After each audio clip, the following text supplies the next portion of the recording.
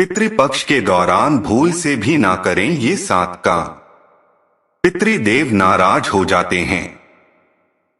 नमस्कार दोस्तों, एक बार फिर से आप सभी को हार्दिक स्वागत और हार्दिक अभिनंदन है।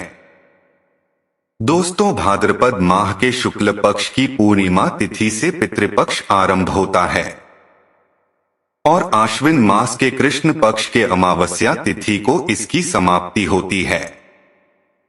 इस साल पितृपक्ष 29 सितंबर शुक्रवार के दिन प्रारंभ हो रहा है और 14 अक्टूबर के दिन पितृपक्ष का समापन होगा।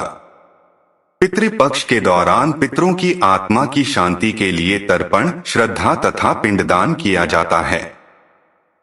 गरुड़ पुराण के अनुसार पितृपक्ष में पितृ स्वर्गलोक से धरती पर अपने परिवार जनों से मिलने के लिए आते हैं।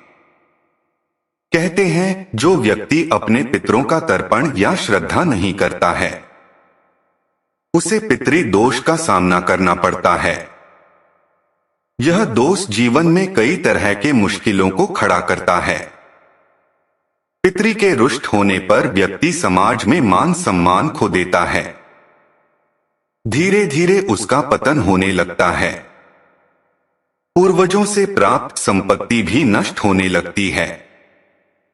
पितृ दोष के कारण ही व्यक्तियों को आर्थिक परेशानियों से जूझना पड़ता है। इसीलिए मनुष्य को पितृपक्ष में अपने पितरों को संतुष्ट करके उनका आशीर्वाद ग्रहण करना चाहिए। गरुड़ पुराण में कहा गया है कि मनुष्यों के हर संकट से रक्षा उसके पितृ ही करते हैं। आने वाली कठिन परिस्थितियों से हमारे पितृ ही आगाह करते हैं। इसीलिए अपने पितरों द्वारा प्राप्त संकेतों पर हमें ध्यान अवश्य देना चाहिए। श्री कृष्ण कहते हैं, जो मनुष्य अपने पूर्वजों का सम्मान नहीं करता है वह अधम है, उसकी उन्नति भी रुक जाती है और वह पाप कर्म में लग जाता है। इसीलिए अपने पूर्वजों का यथा योग सम्मान करना चाहिए। अपने पितरों को मान सम्मान बढ़ाने हेतु उत्तम कार्य करनी चाहिए। पितरों के नाम से दान पूर्ण करने से व्यक्ति को पितरों को आशीर्वाद प्राप्त होता है। शास्त्रों में पितृपक्ष के दौरान कुछ कार्य करने से मनाही की गई है। ये कार्य करने से हमारे पितृ हमसे रुष्ट हो जाते हैं और हमें उनका आशीर्वाद प्राप्त नहीं होता। चलिए जान लेते हैं वह कौन सा कार्य है जो पितृपक्ष में नहीं करनी चाहिए। दोस्तों, अगर आप इस चैनल पर नए हैं इसे सब्सक्राइब जरूर करें, साथ ही वीडियो को लाइक करना ना भूलें। सबसे पहली बात, शास्त्रों के अनुसार पितृपक्ष में पितृ देवता घर पर किसी भी रूप में पधार सकते हैं। इसीलिए घर पर आए किसी पशु या व्यक्ति का अपमान नहीं करना चाहिए। दहलीज पर आने पर किसी भी शख्स को भोजन करवाएं और आदर करें। खासकर यदि घर के द्वार पर कोई गौ माता अथवा कोई कुत्ता आता है तो उसे कभी धुत करना नहीं चाहिए, बल्कि उनका सामान करके उन्हें रोटी अवश्य खिलाना चाहिए। चना दाल, सरसों का साग, लहसुन, प्याज और मांस आदि का सेवन नहीं करना चाहिए, अन्यथा आपके पितृदेव आपसे रुष्ट हो जाते हैं। पितृपक्ष में केवल सात्विक आहार ही ग्रहण करें और अपने पितरों को भी सात्विक आहार का भोग चढ़ाएं। तीसरी बात है, गरुड़ पुराण के अनुसार किसी तीर्थ स्थान पर पितरों का तर्पण और श्रद्धा का विशेष महत्व होता है। ऐसी मान्यता है कि गया और बद्रीनाथ तथा प्रयागराज में श्राद्ध करने से पितरों के मोक्ष की प्राप्ति होती है।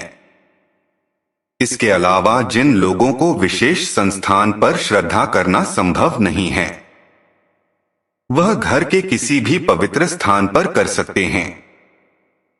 लेकिन ध्यान रहे, पितरों का श्राद्ध शाम के समय अथवा रात्रि के समय कभी नहीं करना चाहिए। पितरों का आवाहन और पूजा केवल दिन में करनी चाहिए। रात्रि में आवाहन करने में घर में नकारात्मक शक्तियां प्रवेश कर सकती हैं, अथवा जो पितृप्रेत योनि में होते हैं वे घर में प्रवेश कर सकते हैं, जिस घर में दुर्घटनाएं होने लग सकती है। चौथी बात, पितृपक्ष में कर्मकांड करने वाले व्यक्ति बाल और नाखून काटने की मनाही होगी। इसके अलावा उसे दाढ़ी भी नहीं कटवानी चाहिए। पांचवी बात है, पितृपक्ष के दौरान कभी किसी बुजुर्ग का अपमान नहीं करना चाहिए। इससे हमारे पितृ रूठ जाते हैं और हम उनके आशीर्वाद से वंचित रह जाते हैं। पितृपक्ष में अपने बड़े बुजुर्गों को सामान देना चाहिए, उनके हाथों से दान धर्म करना चाहिए। ऐसा करने पर मनुष्य को श्रेष्ठ फलों की प्राप्ति होती है। छठी बात है, जो व्यक्ति पितरों का श्राद्ध करता है अथवा पितरों की पूजा करता है उसे भूल से भी उसे दिन व्यसन नहीं करना चाहिए, अर्थात शराब आदि नशे से दूर रहकर ही पितरों की पूजा करनी चाहिए। नशे की अवस्था में पितरों को श्राद्ध करने पर पितृदेव हमसे रुष्ट हो जाते हैं और आशीर्वाद दिए बिना ही लौट जाते हैं। तो दोस्तों, आप भी इस प्रकार से पितृपक्ष में भूल से भी इस कार्य को ना करें। उम्मीद है आपको यह जानकारी अच्छी लगी होगी। वीडियो को लाइक जरूर करें, साथ ही कमेंट में जय श्री कृष्णा लिखना ना भूलें और चैनल को सब्सक्राइब करें। आप सभी का धन्यवाद।